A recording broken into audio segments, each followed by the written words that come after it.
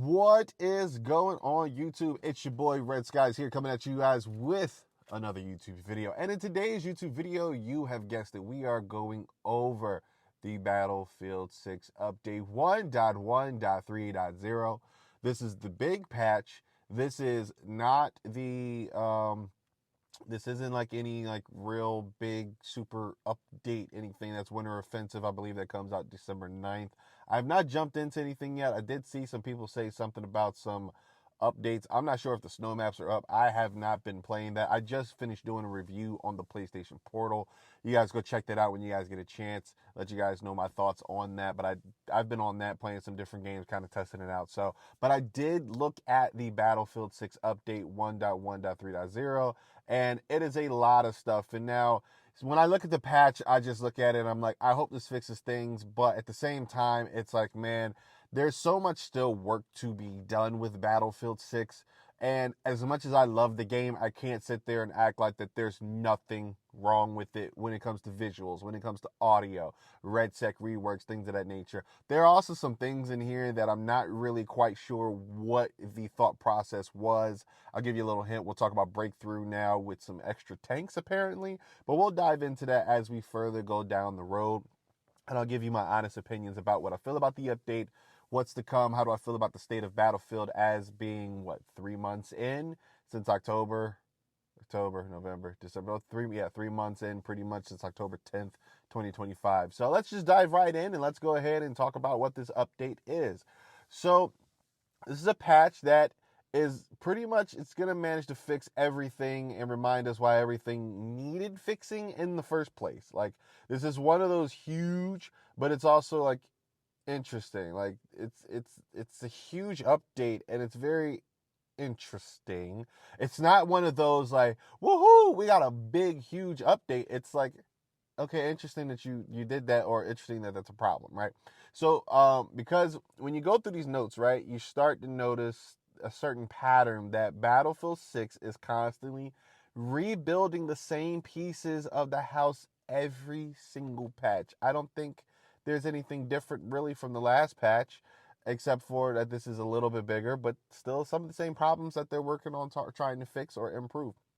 Now, here's the thing, like, there's good stuff in here. There's a lot of that. But if you're someone who plays Battlefield 6 every single day, some of these changes make you go, wait, we're still dealing with the same issue from last time? I thought that was already fixed. Then that also puts you in the mode of like, okay, cool, like you fixed that last time, but there's still more manpower having to look into it rather than moving forward. So what's actually the bigger issue? What's the biggest bug here? And so some of the decisions feel like DICE is pulling levers behind the curtain without actually telling players like why. Like, so let's go ahead and we're gonna break down pretty much everything that's going on here. And so let's go ahead and talk about some of that stuff. All right, so update 1.1.3.0 is being sold as a refinement patch, a stability pass, as a pretty much clarity pass and a quality of life cleanup. And a lot of it is necessary. I can't sit here and say it's not necessary. It's absolutely needed in the game. Now, movement feels better, animations are smoother, audio is more reliable, and hit registration takes a step in the right direction. All right. Now, this update also reads like a game that's it seems like it's trying to catch up to itself. It's big, but it's also kind of filled with fixes that make you wonder, like, why is this still happening in December? Like, what's going on? Let's start with the fresh content before we go get into like some of the stuff that we kind of want to dive into, right? So right now we got the new Ice Lock Empire State is here. Nice visual update. Everyone loves when it snows and it's Christmas time, and it's just something about just snow and games. I mean, it takes me back to like Division 1, right? I just love how that feel was around that time, and just, Christmas time is just a great thing. So you got these nice visuals, frozen streets, icy fog, winter atmosphere, looks amazing. And as always, these little time limited map variants. So the question is okay, and then what, right? The freeze mechanic is a unique twist. Health drains when you're not near a heat source, and you've got to rotate smart between cover, firefights, warmth. That part is actually pretty interesting, right? If you ever played like what was it, survival and Division One. You know, it sounds kind of like how survival was. Got to get your heat. You got to make sure you're making sure that you're not dying from the cold and all that stuff, while also PvPing, PvEing. You know what I mean? So I like that part, but it's locked to one map and it's only available for a temporary period, right? It would have been nice to have a take on maybe all of the maps being that way. I'm not sure if that was just too much to do, but it's just, you know, New York, Empire State, here's some snow, here's an interesting mechanic to kind of live by. I think it's going to slow down some of the firefights because you got to factor in a couple things. But I mean, the 11 tier bonus path gives you cosmetics. You get a new ice climbing axe, which that's pretty cool, but it's like something kind of small, kind of just like, hey, here you go, or something. I'm like, can I climb up like a snow wall with it? I'm not sure. I haven't looked into it, but that'd be cool. Like, can I climb up a building with that without using a zip line or a ladder or something like that? Like, am I going to be able to like kind of just scale up a wall and, you know, come up behind some enemies? I think that'd be quite a cool dynamic because the whole side of the building is kind of frozen, but we'll see. I digress. All right.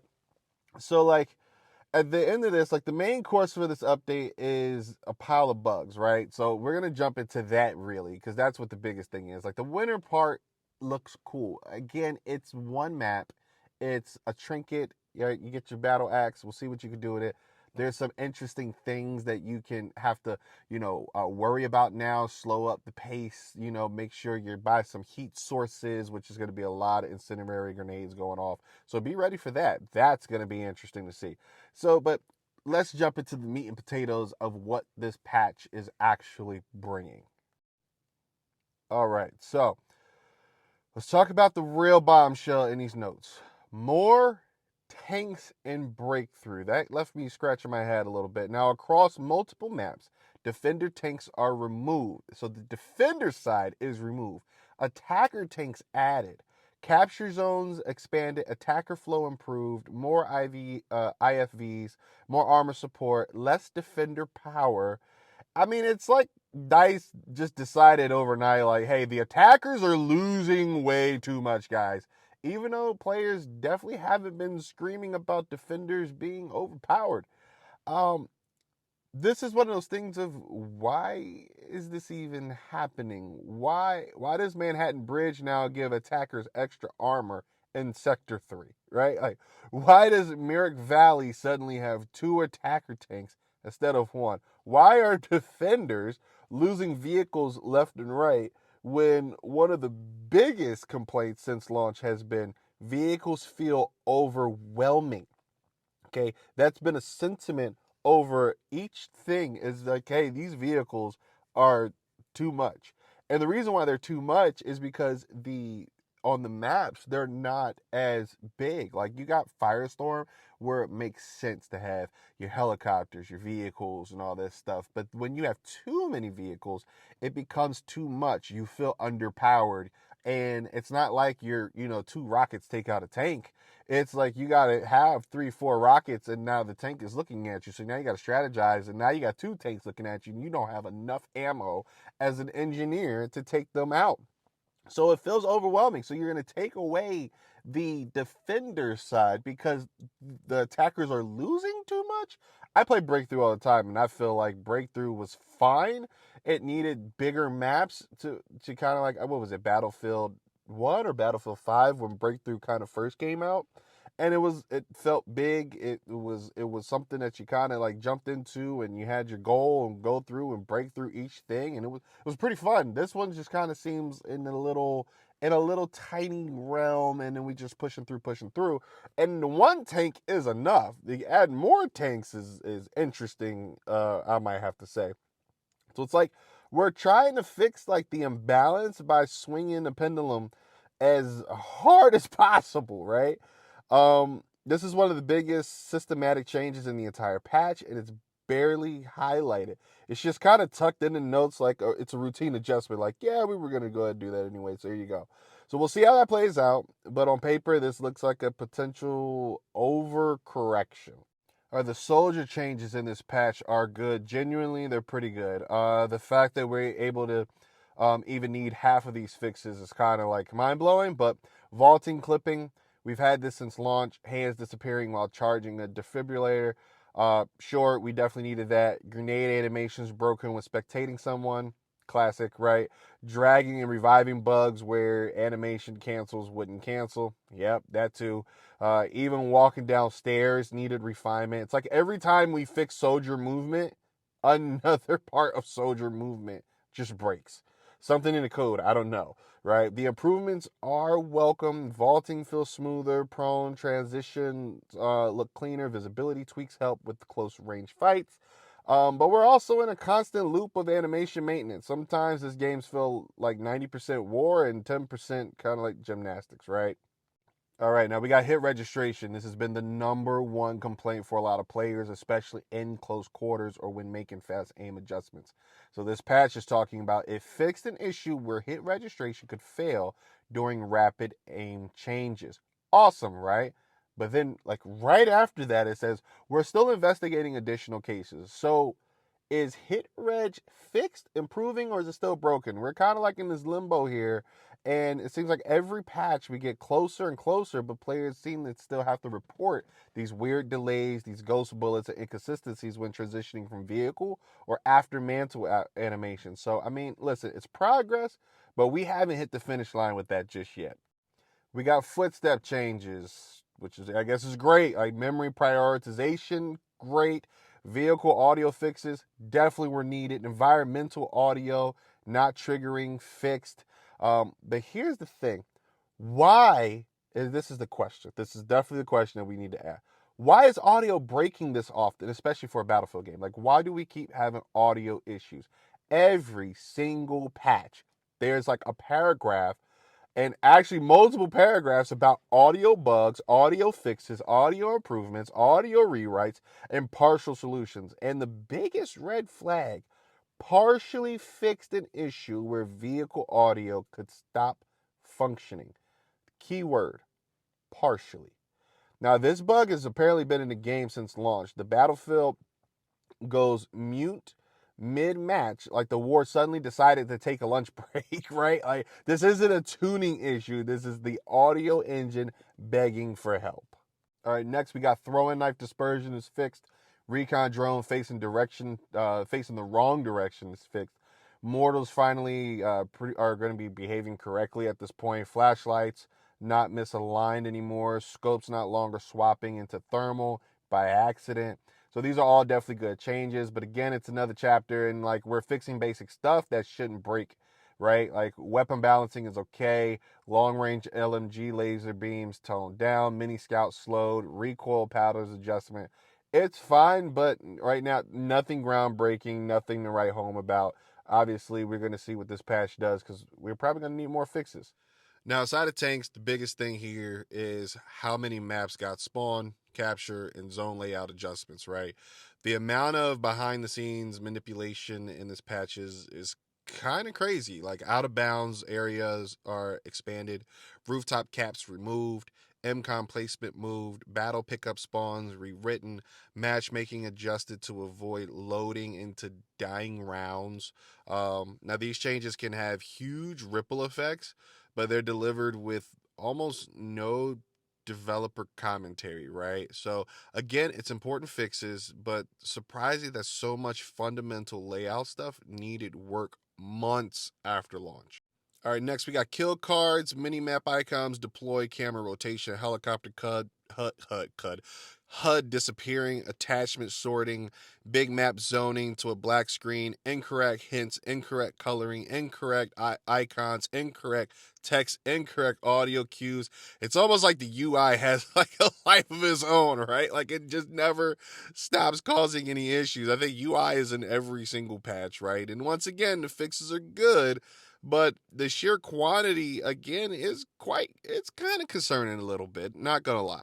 Now this next line kind of like says everything for me. Like we reduced cases where players settings could be reset when updating, but some instances still occur.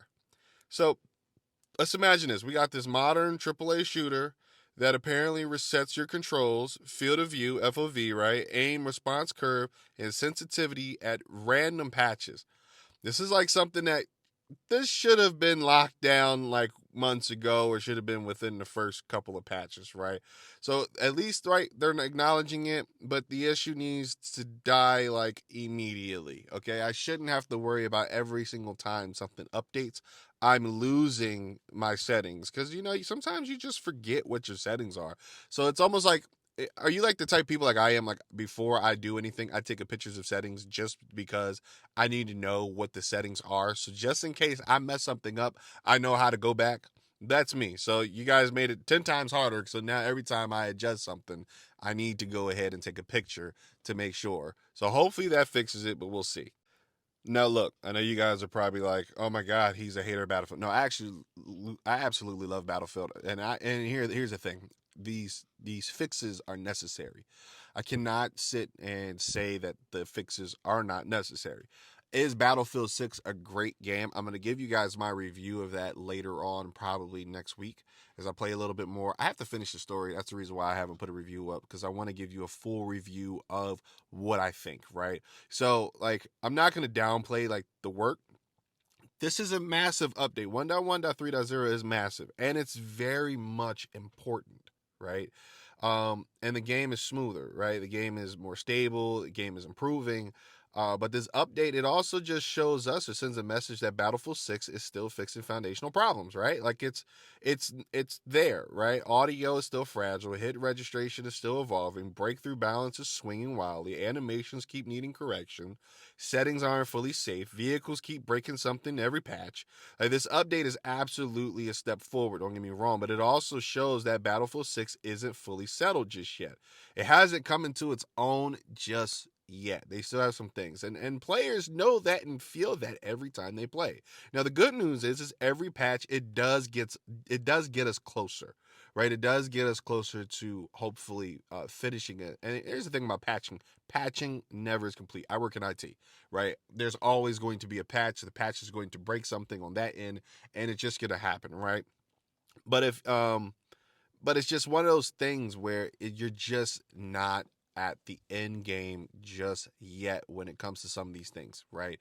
And this is a big update. Again, I love Battlefield. Battlefield is amazing. I have a great time. It brings me back to the old Battlefield. I'm hoping for some more of the older maps to come through, some of the concept art that was out there with Grand Bazaar and all that stuff. I'm looking forward to some of that stuff. So it's really awesome to see that, they are definitely taking this seriously.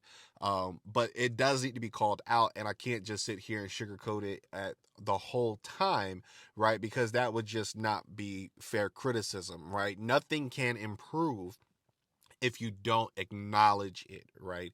And seeing all of the patches makes me like, okay, I'm glad to see it. I wished it was already fixed, but you know what? It does. They still have to cook it. They still gotta get it ready. They just kind of served it a little bit early, where some of the edges just aren't fully developed. Is Battlefield 6 a great game? I enjoy it. Stay tuned for that review going on. I still play it today. I'm having a great time. I'm gonna kind of scale back a little bit as I'm gonna be playing some other games and doing reviews and things like that. But Battlefield 6 is an absolute definite buy for this holiday season. I think everybody should buy it. Try out RedSec. I know RedSec has some things. Portal definitely needs some updates in the UI. I don't know whoever has been in charge of Battlefield 6's UI, but it's never been the greatest UI. I think the only UI that I actually enjoyed was between Battlefield 3 and Battlefield 4, especially when you were looking for servers and stuff. I just think they need to go back to that so we can search servers, jump into stuff, things of that nature. So I digress. So great news concerning slightly breakthrough. Don't know why you did that, but we're gonna see. We're gonna try it. We're gonna enjoy it. And again, big shout out to the developers for knowing the issues and fixing the issues. I think you might have overcorrected a little bit with the tank thing, because every game I get into with attacking and defending, it seems to swing either way. If I'm on the attacking side, sometimes we get stopped. If I'm on the assaults, I think breakthrough was fine. I just think you need bigger maps or whatnot. But anyway, guys, let me know your thoughts on the patch. Is this concerning? Are you worried? Is this exciting for you? Can't wait for the winter offensive update on the 9th, correct me if I'm wrong, but I believe that's the right date. So let me know your thoughts, comments, concerns, all that stuff, and I'll see you guys in the next YouTube video. You guys have a good one now. Bye-bye now.